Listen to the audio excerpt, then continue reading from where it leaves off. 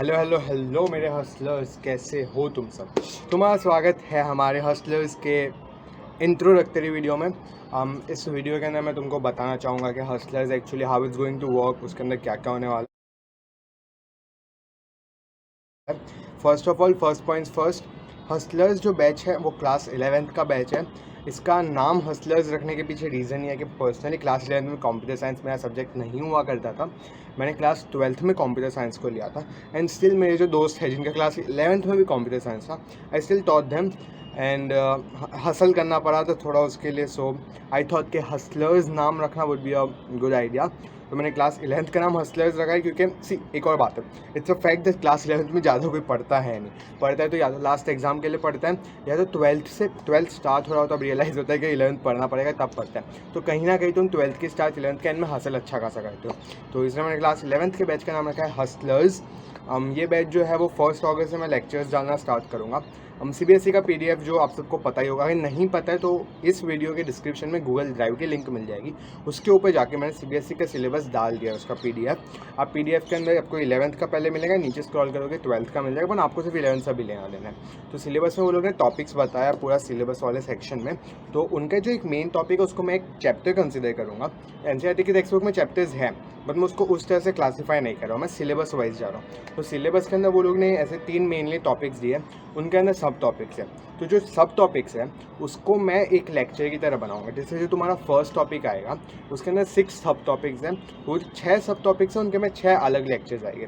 तो जब तुम्हारा फर्स्ट 6 लेक्चर्स हो गए तब तुम्हारा वो पहला मेन टॉपिक जो है वो ख़त्म होगा।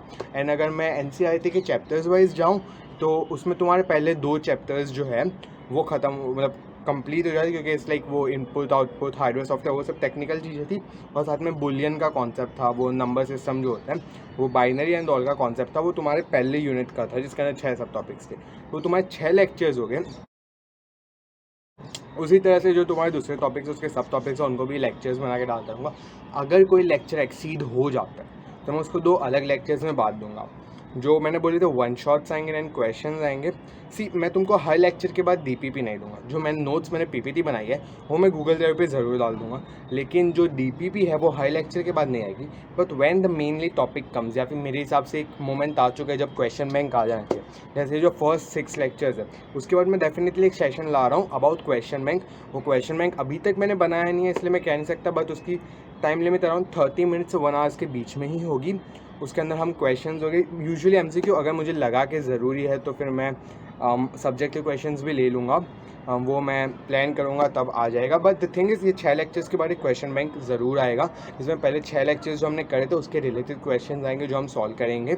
एंड आपको किसी को डाउट हो तो कमेंट में पूछ सकते हो। अभी इतना बड़ा कोई एजुकेटर मैं नहीं हुआ हूँ, तो इसलिए आप कमेंट में डालोगे मैं रिस्पॉन्ड कर दूँगा गूगल ड्राइव पे। तो बेसिकली क्रक्स क्या था, मैं आपका CBSE का सिलेबस उसमें आप देखोगे मेन टॉपिक्स हैं, उसके अंदर सब टॉपिक है। मेरे लिए एक सब टॉपिक है वो एक लेक्चर होगा, जो अगर आपका वो जो पूरी यूनिट ख़त्म हो जाती है, यानी पूरा जो मेन टॉपिक ख़त्म होता है उसके बाद क्वेश्चन बैंक आना ही आना है। उसके बीच में अगर मुझे ज़रूरत लगी कि हाँ इतना इनफ है, इसके बाद एक क्वेश्चन बैंक की ज़रूरत है, तो मैं एक क्वेश्चन बैंक वाला सेशन भी ले आऊँगा।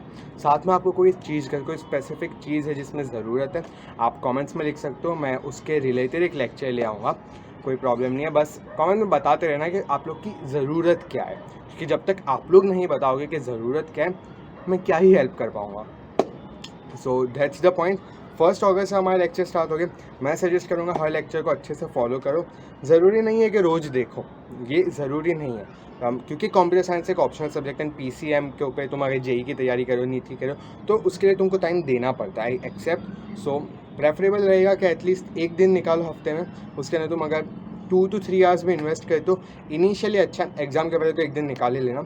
एंड रिगार्डिंग दैट 1 शॉट्स, क्योंकि 1 शॉट्स बहुत ज़रूरी है कि मैं 40-50 मिनट्स में पूरा चैप्टर ही निपटा दूँ। सो जो 1 शॉट्स है वो आपको एग्ज़ाम से पहले मिलेंगे। ऑब्वियसली अगस्त में तो नहीं आएंगे वो, मैं शायद सितंबर में लाऊँ। मैं देखता हूँ मेरे जो दूसरे स्टूडेंट्स हैं मैं उनको पूछता हूँ उनके स्कूल के अंदर प्रीलिम्स एंड जो मिड टर्म्स आती है उसका क्या है। तो आप लोग भी मुझे कमेंट्स में बताते रहो कि आपकी मिड टर्म्स एंड ऑल की प्रोबेबिलिटी क्या है, आपकी जो मेनली एग्जाम्स यानी कि इन शॉर्ट 1 शॉट वीडियोज़ जो होती है उसकी ज़रूरत आपको किस टाइम पे पड़ेगी। वो मुझे ज़रूर बताना कमेंट सेक्शन में, मैं उसमें लाऊंगा। यूजुअली अगर मेरे को कोई नहीं मिलते इतने रिव्यूज़ तो 15 सितंबर को मैं ट्राई करूँगा कि एटलीस्ट वन शॉट्स है वो उस डेट से मैं डालना स्टार्ट कर दूँ। वन शॉट्स को हम 40-50 मिनट्स का ही रखेंगे, इससे ज़्यादा नहीं रखेंगे क्योंकि ज़रूरी होता है। एंड साथ में मैं सोच रहा था थोड़ा, it's not final yet, but may be मैं शॉर्ट्स जो होते हैं लाइक 30-60 सेकेंड्स के अंदर एकदम फास्ट वो कोई स्पेसिफिक छोटा सा टॉपिक हो गया वो बता दूँ। सो मे बी मैं वो भी ला सकता हूँ, तो शॉर्ट्स भी आपको मिल ही जाएगी चैनल पे। ऐसा कुछ भी हो तो सेव कर लेना, उसको होता है ना वॉच लेटर, उसमें डाल देना, आपको काम आ जाएगा।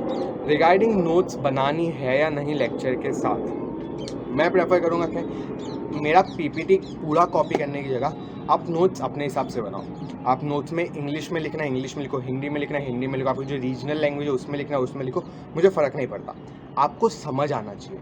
मेन कॉन्सेप्ट वही है कि आपको कॉन्सेप्ट समझ आना चाहिए, क्योंकि कंप्यूटर साइंस एक सब्जेक्ट है जिसमें आपको कोडिंग मेनली है। तो अगर आपको कोडिंग का कॉन्सेप्ट समझ आ गया तो you can directly go and code. तो आपको जो लैंग्वेज में समझ आ रहा है वो करो। आपको अलग अलग कलर्स की पेन यूज़ करना है, डेकोरेट करना है, फ़र्क नहीं पड़ता। आपको इधर लाइक आपने कुछ लाइन लिखी उसमें सर्कल बना के ऊपर ले जाना है, वो भी कर लो, प्रॉब्लम नहीं है। इट्स जस्ट इट आपको पढ़ने में अच्छा लगना चाहिए। द मेन रीज़न लोग नोट्स को रेफ़र बाद में नहीं करते हैं वो ये है कि नोट्स ख़राब दिखते हैं। मैं पर्सनली मेरी नोट्स को बहुत कम देखता था बाद में, क्योंकि मेरी हैंड राइटिंग इतनी ख़राब है, ऐसा मन नहीं करता। तो वो जो मन नहीं करता वाला फैक्टर है ना, उसको आने मत दो, अपनी नोट्स को सुंदर बनाओ। एंड एक बात याद रखना, तुम्हारे 100 में से जितने नंबर्स जितने मार्क्स आने वाले हैं ना, उसमें से 80% क्रेडिट जो है वो तुम्हारी नोट्स को जाएगा। तो नोट जितना पर्सनलाइज हो सकता है उतना अच्छे से कहना। एंड मैं सजेस्ट करूँगा क्वेश्चन बैंक वाला सेशन जो है उसको मिस तो बिल्कुल मत करना, वो तो ज़रूर देखना, बिकॉज उसके अंदर तुम्हारे क्वेश्चंस में लूँगा तो ऑब्वियसली हर टॉपिक से लूँगा। एंड मैं कोशिश करूँगा कि मेरे क्वेश्चंस ऐसे आते हैं कि हमारे हर टॉपिक्स कवर हो जाए। सो ये था हस्टलर्स का फर्स्ट अगस्त से वीडियो ला रहा है, जाओ और फोड़ो।